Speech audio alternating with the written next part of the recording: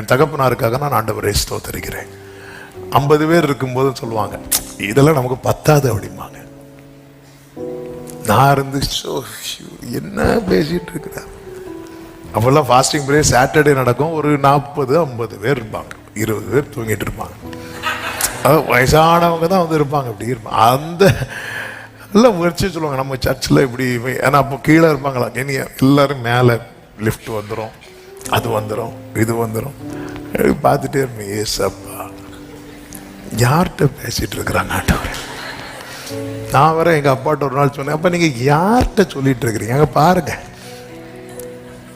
அவங்க அதை பாரு, இதெல்லாம் ஏன்னா ஆண்டவர் கொடுத்தது, ஆண்டவர் கொடுத்தது அறிக்கை பண்ணிட்டு இருக்கிறான். இவங்க லிஃப்ட் வரும்னு சொல்லும் போது எங்க அப்பா கஷ்டப்பட்டு படியேறி வந்து சொல்லுவாங்க. பழைய மக்களுக்கு அந்த எங்க அப்பா ஸ்டெப் ஏறும்போது அந்த அந்த டைம் எந்த பிலீவர் வராங்களோ அவங்க தான் எங்க அப்பாவை கைப்பிடிச்சு மேலே கொண்டு வருவாங்க. அவ்வளோ கஷ்டப்பட்டு ஏறுவாங்க. ஆனா சொல்லிட்டே இருப்பாங்க. அது பலிச்சது. இன்னும் நிறைய இருக்கு, பலிக்க போகுது.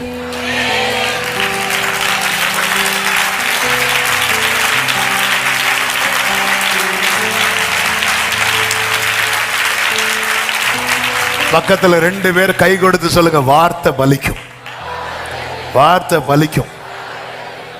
ஆமென். அதனாலதான் 11வது வசனத்திலே கர்த்தர் சொல்லுவார், நீங்கள் எதிர்பார்த்திருக்கும் முடிவை உங்களுக்கு கொடுக்கும். பாரு ஆண்டவரே, என்னை நான் இப்ப இந்த வேலை பார்த்துட்டு, அது பாரு, ஆனா எனக்கு தெரியும் அது தீமைக்கு அல்ல, சமாதானத்துக்கு ஏதுவான நினைவுகளே. வார்த்தை பலிக்கும். ஏற்ற வேளை வரும் உங்கள் மேல், உங்கள் மேல் என் நல்வார்த்தைய. என்ன நல்வார்த்தை? நீ 70 வருஷம் பாபிலோன்ல சிறையிருப்புல இருப்பா, இது நல்ல வார்த்தையா? இல்ல.